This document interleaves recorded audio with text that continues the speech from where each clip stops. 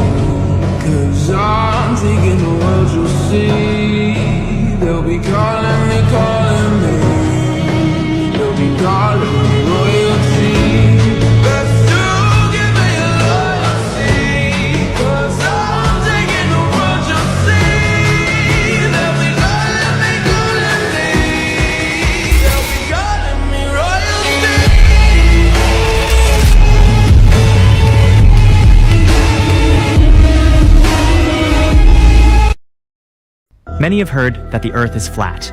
While some dismiss it as a joke or conspiracy theory, the idea has existed for thousands of years. Throughout history, nearly all ancient civilizations believed the Earth was flat, a disk beneath a round sky.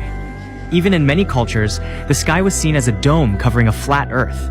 Since the introduction of the heliocentric model by Copernicus and the rapid advancements in space exploration, people have been taught that the Earth is a globe. However, recently, the flat Earth theory has resurged, gaining over 1 million followers worldwide. There is even a Flat Earth Society in the United States, with members from all walks of life, including celebrities. Official sources publish numerous photos of Earth from space, portraying a round planet. Yet, many remain skeptical. Flat Earth supporters argue that no matter how high one observes the horizon, it always appears flat. Even at altitudes exceeding 32,000 meters, the horizon remains flat. Considering Mount Everest stands at only 8,848 meters, this flatness is notable. According to believers, the curvature shown in NASA's photos and other agencies' releases might be digitally enhanced or misunderstood. Some suggest that governments could be hiding aspects of our world that don't align with the official narrative, pointing to certain map projections that resemble flat Earth models. The flat Earth model envisions the Earth as a flat disk with the North Pole at the center and the South Pole as a massive ice wall surrounding the edges, holding oceans in place. Interestingly, the Antarctic Treaty, signed in 1959, limits access to Antarctica, allowing only supervised research. Some question whether this treaty is simply about environmental protection or something more. The lack of commercial flight routes over Antarctica also sparks curiosity. Some flat Earth theorists wonder what lies beyond the icy perimeter and why it's so inaccessible. Flat Earth theory also offers unique explanations for celestial phenomena. The sun and moon are believed to revolve above the flat Earth, illuminating portions of the disk during day and night. According to this model, the sun and moon are roughly the same distance from Earth, about 4,800 kilometers. Gravity, in this theory, is often reinterpreted. Instead of an invisible force, Flat Earth proponents suggest that the Earth might be accelerating upward at a constant rate, creating the sensation of gravity, though this idea is not supported by mainstream science. Many Flat Earth believers express doubt toward photos of Earth from space, preferring personal observation over second-hand images.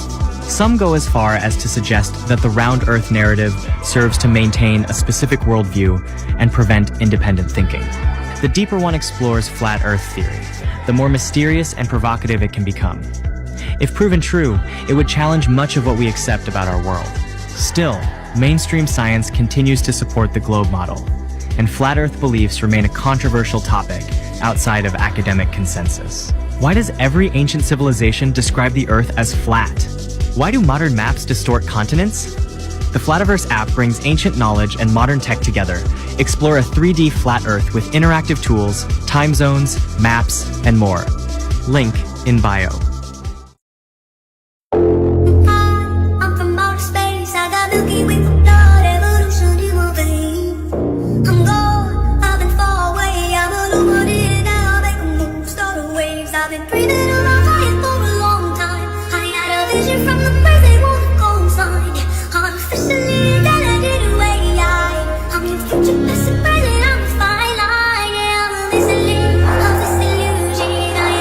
Really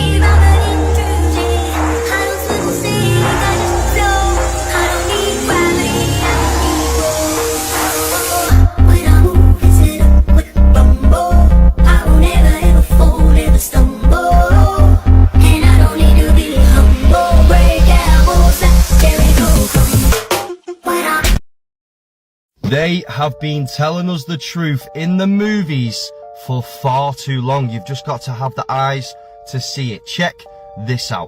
It was just one ant. One ant. Yeah, you're right. It's just one ant. Yeah, boss. They're puny. Puny? Say, let's pretend this grain is a puny little ant. Did that hurt? Nope. Well, how about this one? Are you kidding? Well, how about this?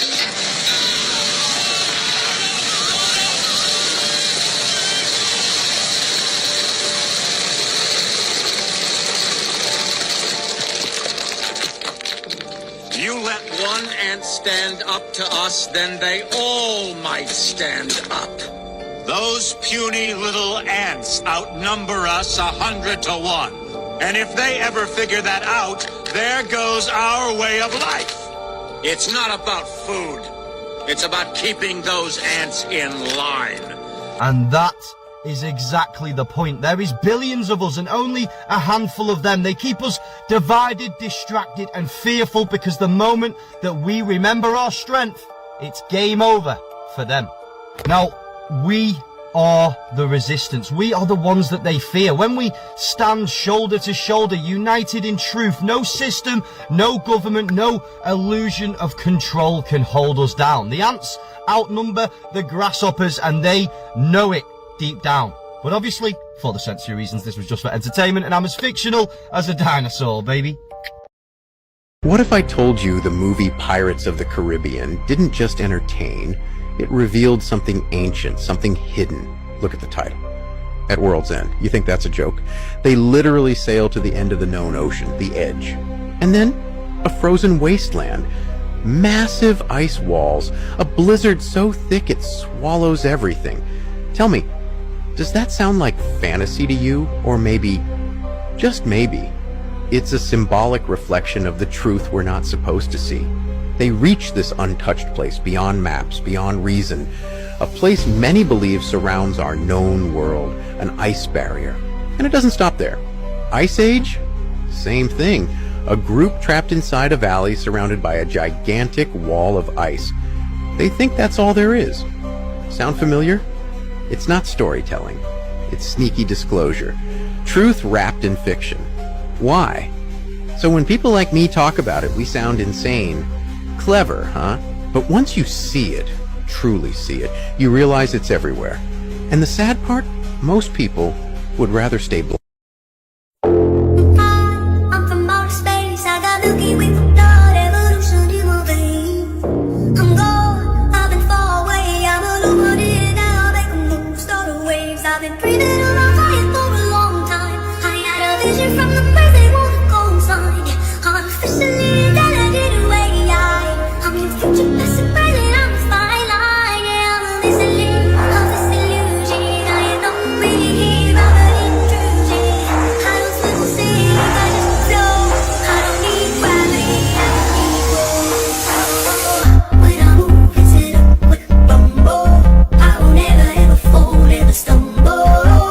And I don't need to be humble. Break down walls like Jericho. When I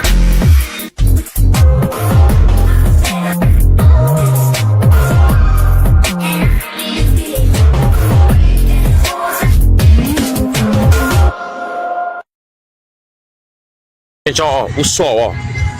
Meu dedo. O sol tá aqui. Se aqui tá cinza e aqui tá branco, quer dizer que o sol tá aqui no meio. Tô errado? Tô correto? Onde tá bom no meu dedo? Aqui tô dando um zoom aqui, gente. Tá muito longe. Então, o que acontece? Se o sol tá aqui, aqui tá marrom e a nuvem lá branca, o sol tá no meio da nuvem. Se ele tivesse pro lado de lá longe, a nuvem tá cinza. Então, o sol tá no meio da nuvem. Tô dando um zoom pra vocês verem aqui, gente, ó. Ontem foi o mesmo que aconteceu com a lua. Então, o que acontece? Vocês veem que não é montagem, ó. Tô filmando aqui, vou dar um zoom. Olha o que vai acontecer. Olha o que vai acontecer. O sol não passa, não clareia a nuvem, mas clareia de cima. E tá no meio da nuvem. Vou pôr o dedo pra vocês verem, ó. Se o sol tá aqui e essa parte tá escura, aqui não tá escuro também atrás, gente, porque tá lá a milhares de quilômetros, não sei quantos milhões de quilômetros, nem como diz a NASA. Então, se aqui tá claro e aqui escuro, o sol tá no meio, vocês estão entendendo? Onde o sol tá aqui? Entendeu? Como ele tá clareando a nuvem aqui no meio, gente. Você tá lá a milhares de quilômetros. Então vocês podem ver. Gente, sol no meio das nuvens. Entendeu? Esse é apenas mais um das dezenas de vídeos que vemos nitidamente o Sol entre as nuvens. Nesse caso ele estava subindo, ou seja, era no amanhecer, e estava vindo de debaixo da borda da Terra, ou seja, da Antártida. Se você não enxerga nas imagens um Sol muito pequeno, local e entre as nuvens, parabéns! Você foi doutrinado com sucesso, e é você mesmo que o sistema conta para defender e propagar suas mentiras diabólicas. Você é um recrutado do establishment. Agora, você que assim como eu foi doutrinado desde cedo pela pseudociência a crer em um grande engodo cosmológico, mas percebeu com seus próprios sentidos que essa conta não bate, eu vou deixar outros pontos de reflexão para nós. As altitudes das nuvens variam entre 3 a 12 km de altitude. Então a pergunta que fica: se o Sol está entre as nuvens, ou seja, bem baixo, e isso ocorre ou em sua subida, no amanhecer, ou em sua descida, no entardecer, qual Sol estaria a pino em outros países pelo mundo? A resposta óbvia é que existem outros sóis aqui na Terra. Para ser mais específico, aqui no nosso reino existem, de acordo com câmeras ao vivo e sites específicos das incidências dos raios solares, como suncalc.org, 3 sóis.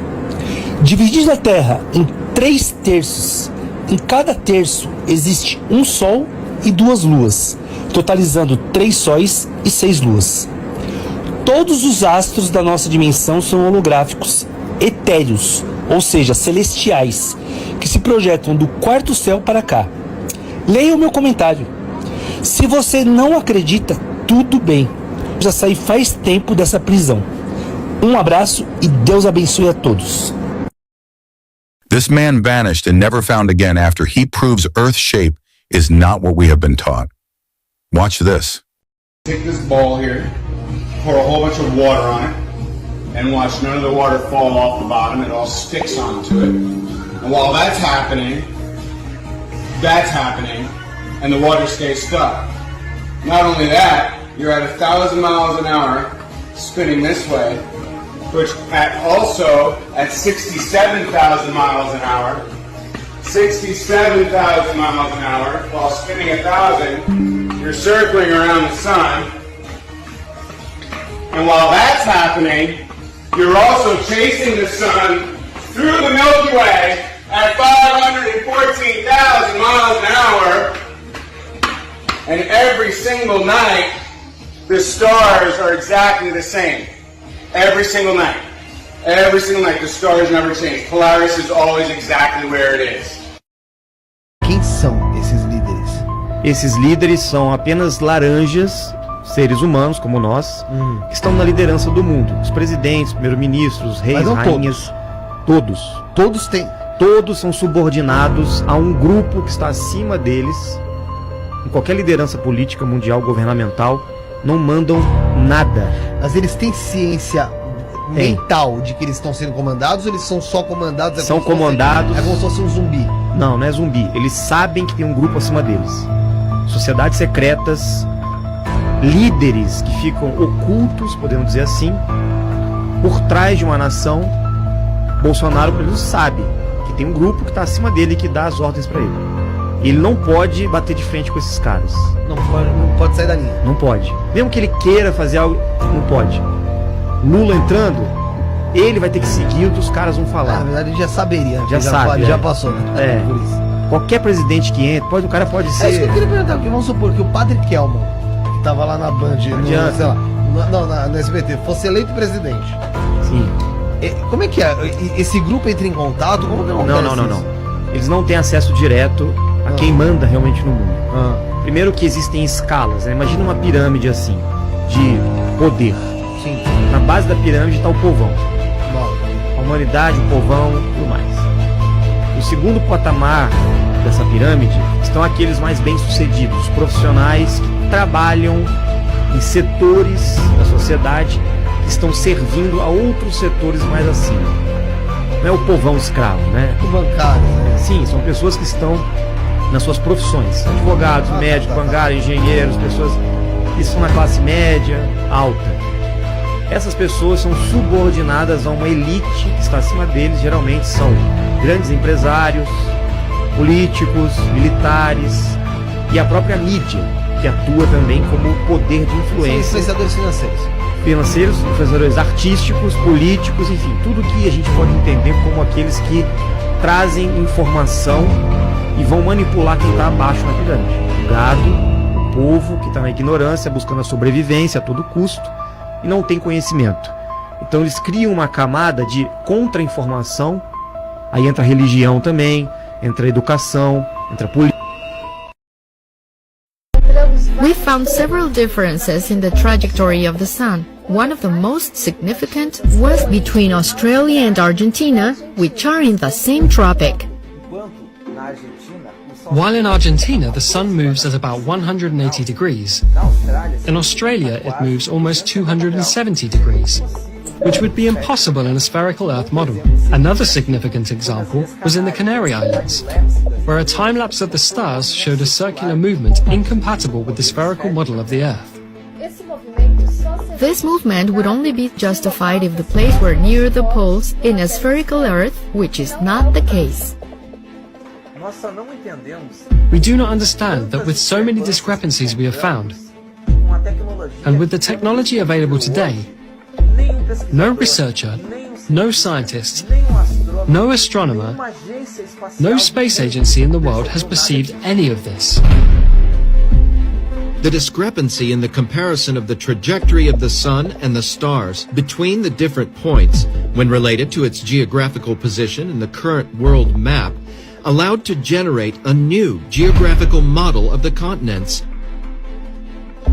In this model, the continents present a size and position somewhat different from the current world map, having the North Pole to the center and the other continents around it. This new model was called convex Earth.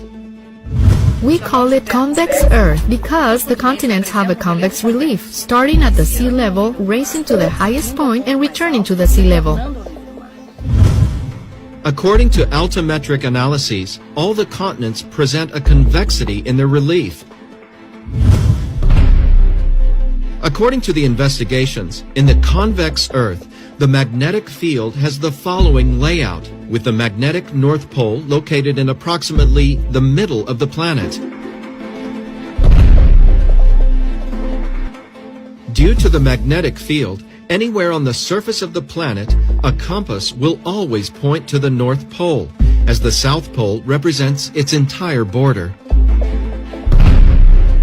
The magnetic field is also responsible for modeling the shape of our atmosphere, which takes the form of a plane convex lens.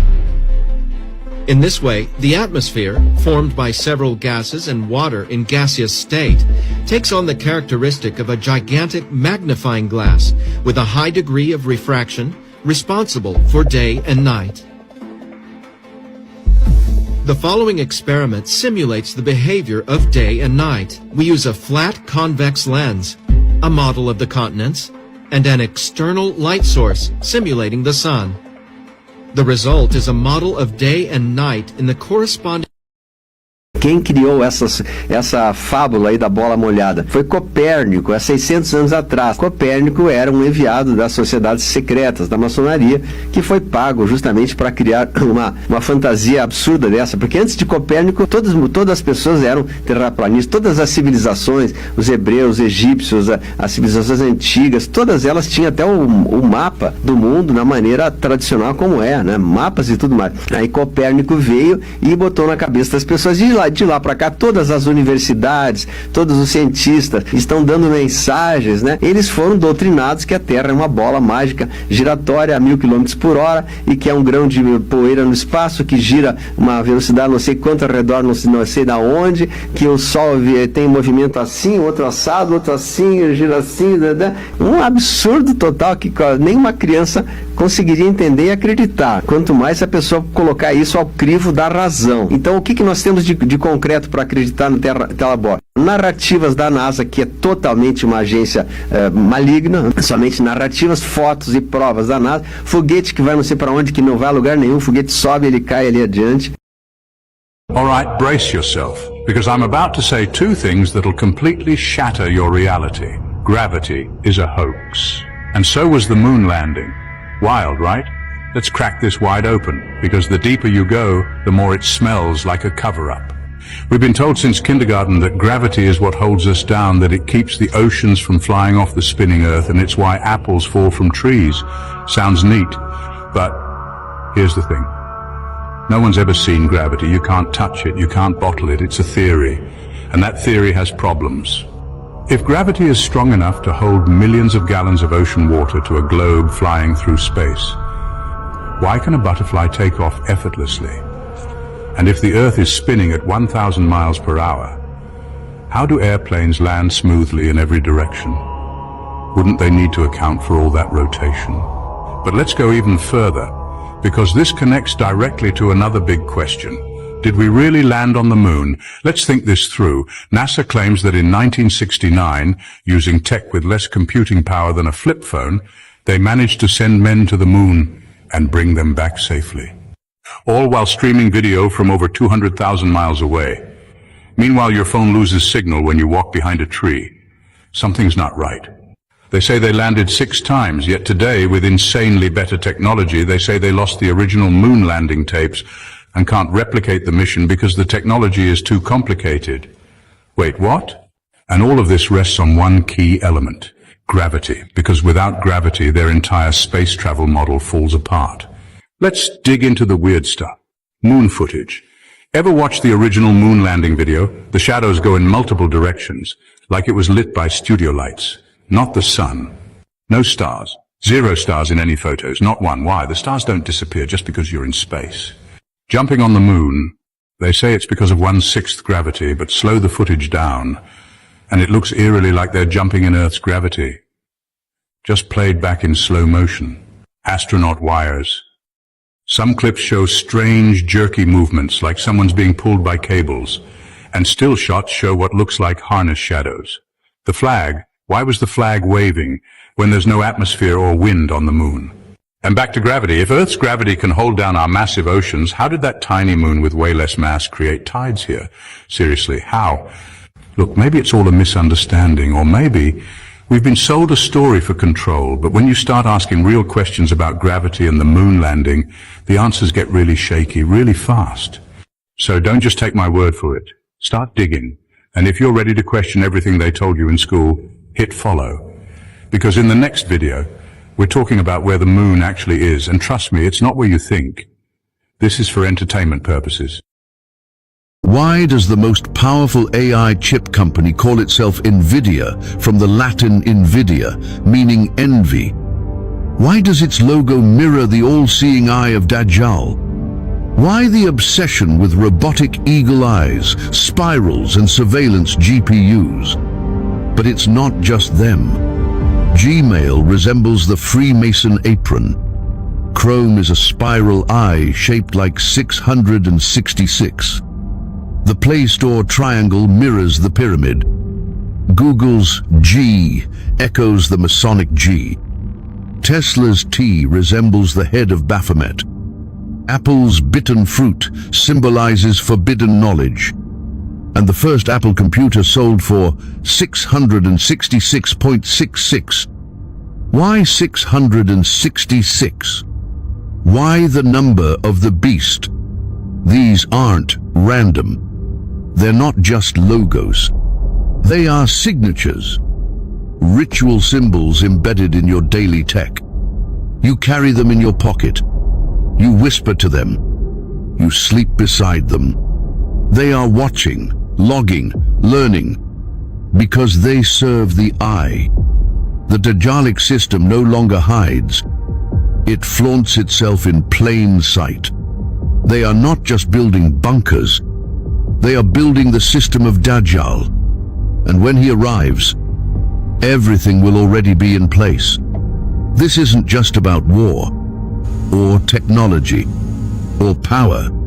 This is about your soul. Because when people are hungry, confused, and digitally erased, they'll accept any false messiah who offers them bread and order. And that is the final step. The coming of the false Messiah, the Dajjal. They plot to bring him, but they forget. Allah is watching, and nothing escapes his justice. Say, nothing will ever befall us except what Allah has destined for us. He is our protector. So, in Allah, let the believers put their trust. Surah At-Tawbah 9:51. Let them hide in their fortresses. Let them play gods with machines and blood. But they will never escape Allah. They planned, but Allah also planned, and Allah is the best of planners. Surah Al-Anfal 8:30. And as long as we cling to La ilaha illa Allah, we have already won.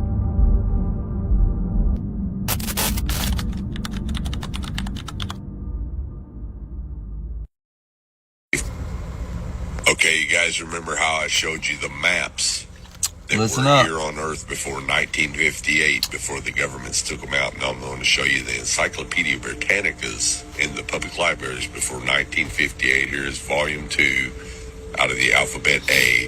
And we're going to flip to the Antarctica from 1958, before the Antarctic Treaty says the flights proved inland areas to be featureless in character with a dome 13,000 feet high at about latitude 80 degrees south. That's in your encyclopedia. Before 1959. When they returned to New Zealand, Who's lying? these flights proved the inland areas to be featureless in character with a dome 13,000 feet high at about latitude 80 degrees south, longitude 90 degrees east. Now, if this doesn't make sense to you, let me show you with an image of what a flat earth map would look like. Now, this is what a latitude 80 degrees south would look like. Why would it be in the encyclopedia if it wasn't real? It comes down closer to you over the wall, which would be about 13,000 feet. But what you got to ask yourself is, why do all the maps before 1958 show a flat earth with the ice wall around it and a firmament, a dome? And why does the encyclopedia tell you that there's a dome there, and it gives you the exact height at the certain latitude and longitude? Let's go. Well, the reason is because in 1958, that's when all governments and all nations of the world signed the UN treaty to ban all civilians from going to the Antarctica. And NASA came in and erased everything, just like they're erasing everything today. So again, ask yourself, if all this existed before 1958, why doesn't it exist now? How come it all of a sudden was erased and just disappeared out of your history books, out of your encyclopedias, out of your libraries? Wake up, people. Wake up. up. We love y'all. Bring y'all truth, honesty, and clarity. Out.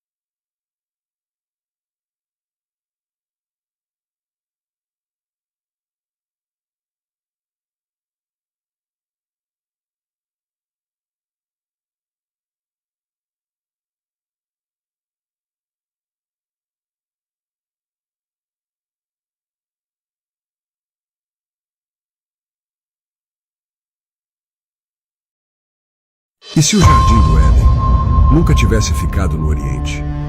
Em Gênesis, 4 rios cercam o Éden, mas um mapa jesuíta de 1560 marca a Amazônia como terra da promessa. Por que a igreja nunca falou disso? O missionário espanhol que desenhou esse mapa morreu misteriosamente antes de voltar à Europa. E se o Pison, o Gion, o Tigre e o Eufrates fossem ecos antigos dos rios amazônicos, rios que escondem ouro, pedras preciosas e algo que a Bíblia chama de árvore da vida, a geografia bate. Os relatos batem. Só a nossa memória foi arrancada. Se o Éden foi aqui, então a primeira terra tocada pelo Criador ainda pulsa debaixo das nossas florestas. E talvez seja por isso que querem destruir tudo, porque a promessa não está perdida. Ela foi apenas escondida. If you take a close look at what's actually going on, SpaceX released a rocket which is trying to get to the space, but apparently it ended up exposing the firmament to all the people around the world because the rocket ends up hitting the firmament which is present above the Earth, and it tries to penetrate through the firmament, and then it breaks, and you can basically see the water just splashing around, and that's basically what the firmament is made of. There's like massive water on the other side of the firmament, and as you can see, the rocket keeps going up and up ahead, and there's only a certain limit that the rocket can obviously reach, but then, you know, they keep lying to us about them reaching space or whatsoever. But I think it's all bullshit, because at the end of the day, the real truth is all present in here, right here, and that's one of the reasons. Now, as you can keep seeing the rocket, it's gonna reach like the level of the firmament, and it's going to just penetrate through it. And look at that. Right there, it starts reaching the level of firmament, and it starts splitting up. Look at that. It starts hitting the firmament right here. And right now, it splits up into two halves because it's broken. And this part, look at this part. It tries to penetrate through the firmament right here. It's trying to penetrate through it, but it just can't do it. It can't do it. Look at this stuff. It's still going. It's still trying to penetrate it. And boom, there we go. There we go. And then it blows up, and you can actually see the water basically scattering all around. And that happened. This literally happened with SpaceX. The biggest scam of the world is convincing everyone to work for 60 years straight, sacrificing their youth, dreams, time with loved ones, and personal freedom, all while being told that one day, after decades of labor, they'll finally get to enjoy life. The reality? By the time they retire, they're in their 70s. Their bodies are tired, health problems have begun, and the energy they once had is long gone. What's left is only a short window to live freely. But it's not true freedom anymore. You're shackled by age, medication, and regret. All those moments with family, friends, and past have gone, traded for a paycheck, and when you finally have time, you're too old to enjoy it. That's the real cost of a lifetime of work. Remember that time is the most valuable currency, and trading it all for work without living fully is the real loss. If you're not following us, you are probably never going to see us again. But if you are, congratulations, you are growing every day. Debt is the system's favorite trap. They convince you student loans, car loans, credit cards, a mortgage, all just part of life. Translation, they want you chained to payments until you're too scared to quit your job. If you're drowning in debt, you're easy to control. You'll put up with anything just to keep up that paycheck. And it doesn't stop at debt. The government takes its cut at every turn. Tax when you earn, tax when you spend, tax on your home, tax even when you die. It's a game where you pay at every step. This is how they keep you stuck, scrambling to break even. But here's the secret the rich understand. Debt can be used to make you money, and taxes have loopholes if you learn to play the game. They never taught you that. It's time to wise up. Stop borrowing for things that keep you poor. Start investing in what sets you free. Build assets, a digital business, an online product that work for you so you're not working for them. So you're saying none of us are actually from Earth? Not the Earth you think you know. The 7 continents we live on aren't our birthplace. They're a containment zone, a prison sealed off by the ice wall. A prison for who? For us. We're descendants of people who once lived beyond the wall, civilizations so advanced and defiant they couldn't be controlled. So long ago, someone made a decision: isolate them, populate these continents with carefully selected descendants, erase their memories, erase their origins, You're saying we are not natives here? Exactly. We were placed here. Richard Constantine orchestrated what's called the Great Placement. He found these untouched lands inside the ice wall and realized they could serve as the perfect cage. But how do you populate entire continents? Embryos. He harvested them from the ancestral lands, raised the first generation just enough to survive, then released them, let them believe they were inventing fire, tools, agriculture, when it was all designed. So, all of human history is staged? Absolutely, and for my safety, it is just for entertainment purposes. They lied to you since day one. The education system taught you to comply, sit down, shut up, never colour outside the lines. School was never about making you rich or independent. It was about preparing you to be nice, obedient, employee for the rest of your life. They didn't teach you how money really works or how to start a business. They never mentioned you could build digital products or create an income online. Why would they? A financially educated, free-thinking individual is a threat to the system. They want workers, not competitors. So here's the wake-up call. Your real education starts now. It's on you to learn what truly matters, from money management to digital skills. The internet broke the monopoly on knowledge, so use it. Take back control, rewrite the script, and decide your own future instead of following theirs.